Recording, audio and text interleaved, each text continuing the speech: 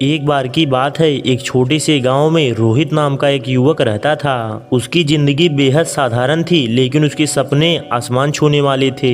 वह हमेशा बड़ा आदमी बनने की बात करता, पर कभी इसके लिए कुछ काम नहीं करता। एक दिन रात को जब पूरा गांव सो रहा था, तभी रोहित के दरवाजे से हल्की सी आवाज आई। यह आवाज इतनी हल्की थी कि अगर कोई ध्यान न दे तो शायद सुन ही ना पाए, पर रोहित जाग रहा था। वह बिस्तर से उठकर दरवाजा खोलने गया। दरवाजे के बाहर एक साधु महाराज खड़े थे। उनकी आंखों में अजीब सी चमक थी, जैसे वो सब कुछ जानते हों। साधु ने कहा, बेटा मैं बहुत दूर से तुम्हारे पास आया हूँ। मुझे पता है कि तुम बड़ा आदमी बनना चाहते हो। रोहित हक्का बक्का रह गया। उसने पूछा, आपको यह कैसे पता?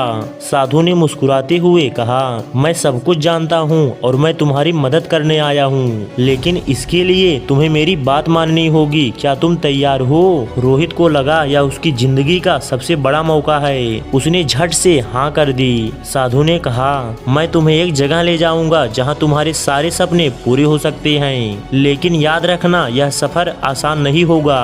तुम्हें कई कठिनाइयों का सामना करना पड़ेगा। रोहित ने उत्साह में कहा, मैं सब कुछ करने के लिए तैयार हूँ, बस मुझे जल्दी से बड़ा आदमी बना दीजिए। साधु ने अपनी लकड़ी की छड़ी उठाई और बोले, चलो समय बर्बाद मत करो।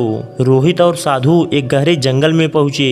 चारों ओर घना अंधेरा था, केवल साधु की छड़ी से हल्की रोशनी निकल रही थी। रोहित ने डरते हुए पूछा, यह कौन सी जगह है? साधु गंभीरता से बोले, यहाँ खजाना छिपा हुआ है। अगर तुम इसे ढूंढ लोगे तो तुम्हारे सारे सपने पूरे हो जाएंगे, लेकिन याद रखना यह सिर्फ उन्हीं को मिलता है जो इसके लायक होते हैं। साधु ने रोहित को एक खाली मैदान दिखाते हुए बोले, पहले इस मैदान को साफ करो।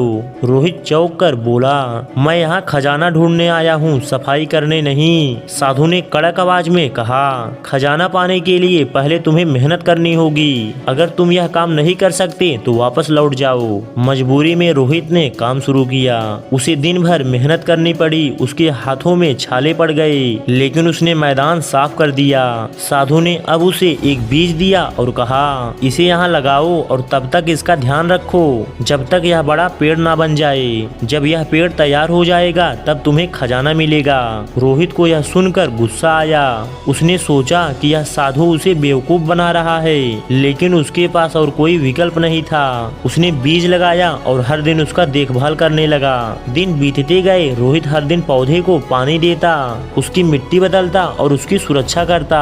इस दौरान उसने महसूस किया कि मेहनत करने में एक अलग ही खुशी है। पौधा धीरे धीरे बड़ा होने लगा। कुछ महीनों बाद पौधा एक बड़ा पेड़ बन गया। पेड़ में सुंदर सुंदर फल लगे। साधु ने रोहित से कहा, ये लो तुम्हारी मेहनत का फल। इन फलों को बेचकर अपना सपना पूरा करो, यही तुम्हारा खजाना है।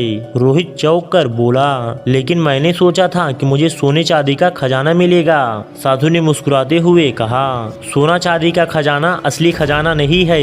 असली खजाना तुम्हारा मेहनत, लगन और धैर्य है। साधु ने अपनी छड़ी उठाई और कहा, याद रखो, जो लोग बस सोचते रहते हैं और कुछ करते नहीं, वो कभी खजाना नहीं पा सकते।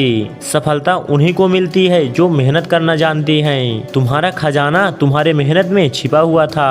मैंने बस तुम्हें यह दिखाने का तरीका दिया।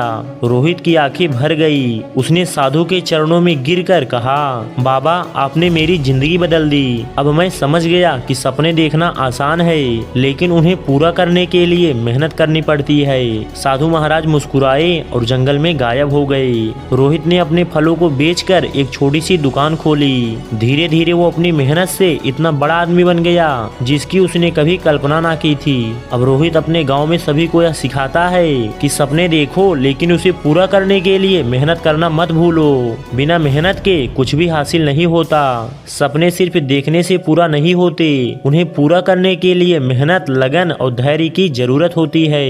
किस्मत भी उन्हीं का साथ देती है जो खुद अपनी मेहनत करते हैं। यह कहानी आपको कैसी लगी एक कमेंट करके जरूर बताएं। मैं मिलूंगा आपसे एक नई कहानी के साथ। तब तक आप अपना ख्याल रखना और अच्छे से रहना।